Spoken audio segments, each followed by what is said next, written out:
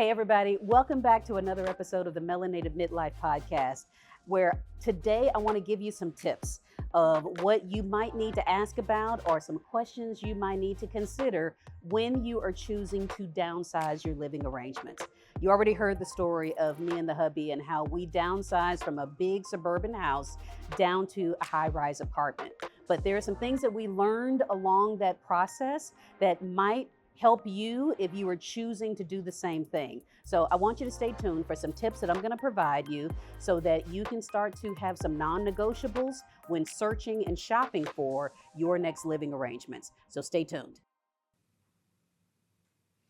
Hello there, and welcome back to another episode of the Melanated Midlife podcast. I am your host, Dr. Akila Willery, and I am going to revisit something that kind of launched this whole concept of being here on this podcast to share our journey, especially our journey in where we decided to live. We downsized from a big house down to a high-rise apartment. And I want to go through this episode to kind of go through some of the things that we decided were game changers for us, that were non-negotiables for us. And I want to give you those tips because it might help you. So in this episode, I want to talk to you about what you should know when choosing your new downsized home. That is exactly what we did and the reasons why we did it, and hopefully this is going to help you. But before we go any further, I want to remind you that the initial episode where we talked about this was when my hubby did a guest appearance on the podcast.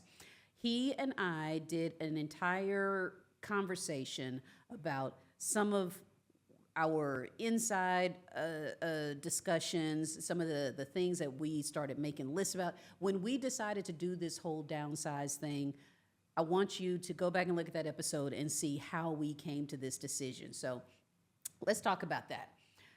Our background, just to give you a quick little recap, is that we went the traditional route. We had a house in the suburbs. We raised our two children in this area, this community, and it was deliberately chosen. Of course, like all of you choose the suburban house because you want to be close to good schools. You want to provide a nice, nurturing childhood and community to raise your kids in. And if you don't have kids, maybe you just want to be in a nice suburban area because you get a lot of house for your dollar.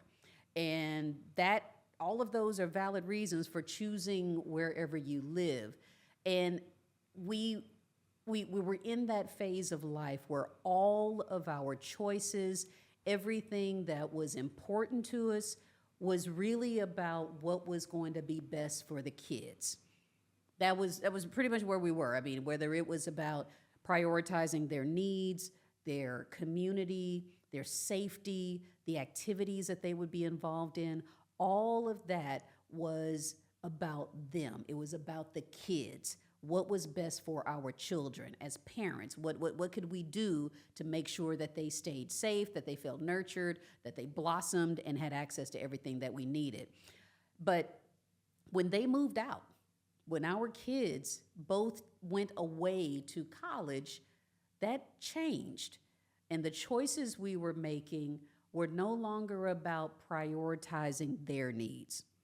Their needs followed them wherever they went to school. You know, they both go to college here within the same state, but they're both a couple of hours away from us.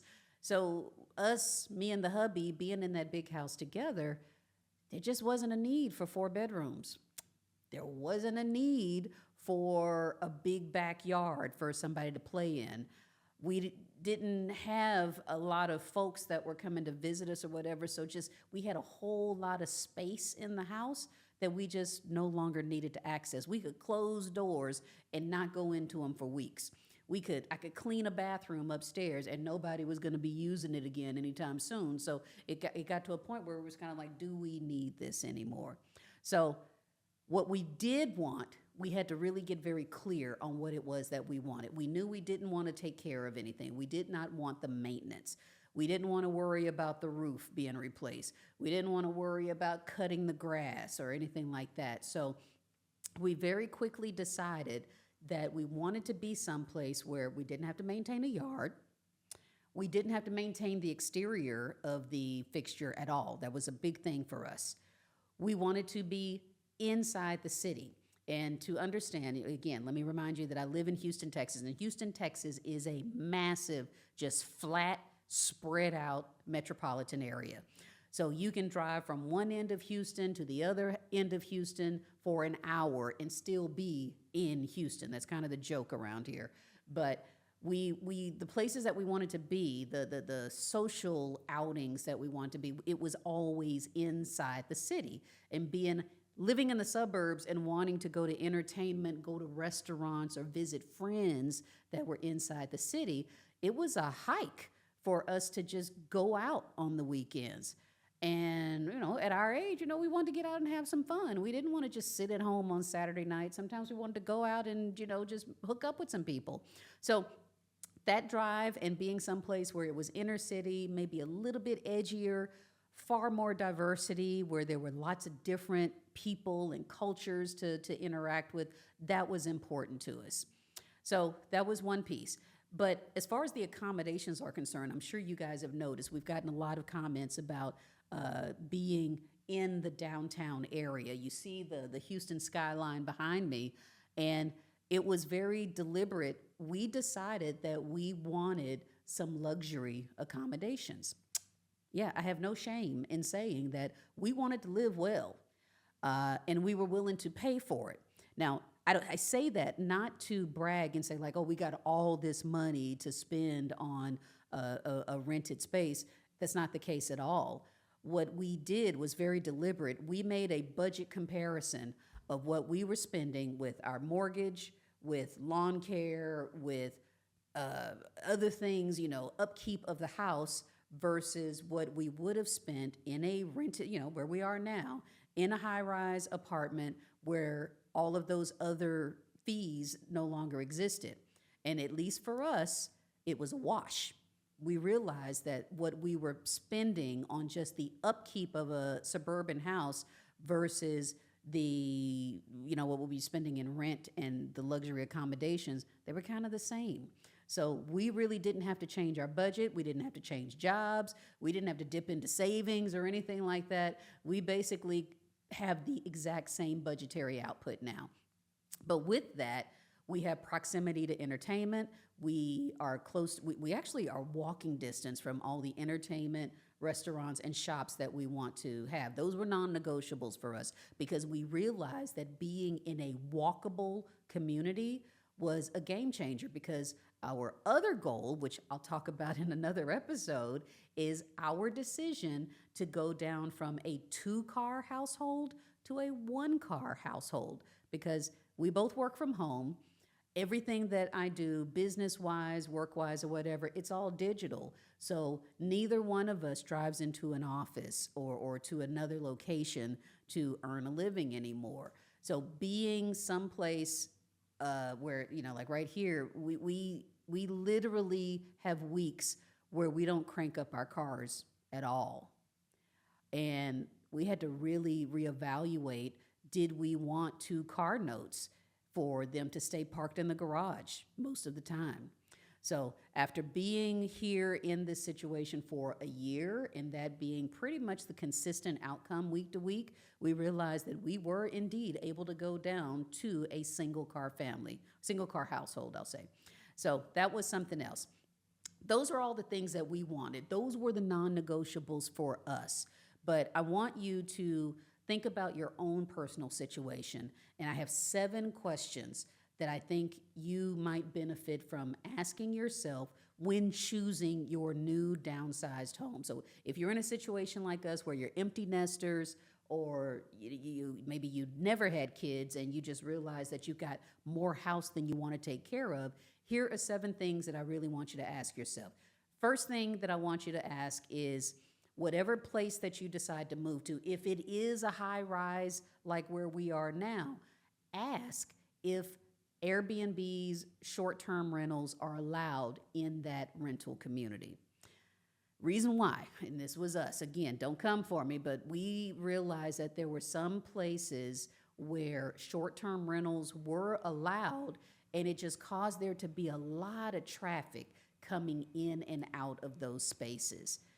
No, I'm not knocking anybody that does short-term rental, maybe as investments or as another stream of income. I get it, because it's the type of thing that we love to talk about and know about how to, how to have another stream of income to just balance your money out. However, as far as where we were living, we did not like the fact that there were different people coming in and out of certain buildings on any given day. We wanted to know a little bit that our neighbors were stable. We wanted to, kind of feel safe in certain, and just know what the traffic was going to be. The other thing that I think that you might want to ask if you're in a high-rise situation like us is, how many elevators are there? Probably not something that you would think to ask or pay attention to, but we've learned from high-rise living that elevator outages can be a major inconvenience. We live in this building here, and I will say, and it's actually no shade to the building management or anything, but when an elevator goes out, there's huge wait times between just getting from your building to the gym, or your building to your car, or maybe if it's from your floor down to the ground floor just to walk out the door. It can definitely stop things in a halt if you're not able to just get out very quickly. So we learned to ask as we were shopping for our new home, how many elevators do you have? How often are there elevator outages? And maybe if there's a separate elevator for moving freight or taking dogs out. These are all different accommodations, different features that you could ask about within buildings. And it could very well be the game changer of you saying yes to a particular high-rise building, or choosing to go someplace else. So that is one key thing to ask.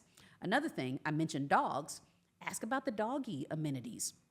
We learned very quickly that living in a high-rise apartment with my dog, she's getting old, but dogs need to be able to get outside. So do they have places inside the building where you can take your dog to relieve themselves? And if it's raining, storming, or like Houston, it's 100 degrees outside, every now and then it might be nice to be able to let your dog go someplace inside without having to walk out into the elements. That has been a game changer for us. Also, with giving her a bath. I'm not a young woman. I am not a spring chicken. My back aches in all the wrong places. So bending over and giving her a bath in the bathtub can be a chore. So are there some doggy wash stations within the building? That's a big deal, because in my building, this one in particular, there are doggy wash stations, and they actually allow me to stand up and wash her and dry her without having to hunch over and deal with a dog that's just not wanting to be in that water spray or what have you. So that makes a big difference. And it could be something that is a big deal for you as well. The other thing is, how are deliveries handled?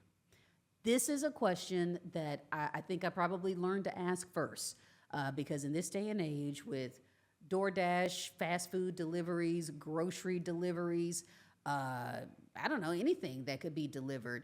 How are packages handled? How is food delivery handled? The people that delivered those things to you, are they allowed to come all the way into the building and straight to your door, which that might be a safety concern in some situations? Or can they be left at a front desk with a concierge or a receptionist of some kind? And then you have a system where they either, the receptionist or the concierge either brings it to you, or you come down and retrieve it yourself. That is a way to try to gauge where your daily flow is going to be. And, depending on who you are and what type of work you're in, maybe you're not home during the day. Maybe you are home, a remote worker just like me, where being, knowing how to manage package deliveries is going to be a big deal. You never want anything just left outside your door if you're going to be gone for multiple hours, but just a way that to keep your stuff secure so that you feel safe having things delivered to your building. Something else, speaking of being in a high-rise building, we love to entertain. When we lived in our big house in the suburbs, we were the Thanksgiving dinner house. We were the Christmas house. We did big Christmas parties every year. And I got to admit that living here in smaller accommodations, that's the one thing that I do miss, is being able to host those big house parties, because I truly, truly, truly loved it. But we still have people over. We still have family come over. We still have friends come over, have a glass of wine with us, or just hang out, or, park here and we walk to a game. Think about, what does guest parking look like? What is the guest parking experience for your folks? And is that going to be a problem? Is that a game changer in your situation? So for us with guest parking, we do have a valet, a full-time valet that is here in the building. So whenever our friends, family want to visit, they pull up their car, hand somebody else the keys, and they go find the parking, or they put them in the garage. There are some situations, other buildings, where your guests have to figure out their parking somewhere on the downtown streets. And if you live in a big metropolitan area, you can probably imagine what kind of hassle that can create. Go find paid parking, or maybe something that is several blocks away, might not be ideal, especially if you've got aging parents like us. So that is something that you might want to consider, is what is that guest parking experience for your family and friends going to be? And then, think about, do you vibe with the community within that particular building? I know that in a big city like Houston, there are really nice, sophisticated communities where there might be a lot of celebrities that live in the building, might be a lot of pro athletes that in the same space. And what kind of vibe does that create? Is it a party vibe? Is it a really hype vibe? Is it a high traffic vibe? Is it maybe a more mature vibe? And I tell you, at least for us, for me and the hubby, our goal was to be someplace where there was a more mature and quieter vibe. We don't want to keep up with the party scene. We don't care about the club scene. We don't care about turn up or, all these big high profile events. We actually like our quiet. We like going to bed at a decent time and there just not being any noise outside. So that is something that we really had to take note of as we started shopping for our new space. Is it a lot of traffic coming in and out of there? Is a lot of partying happening?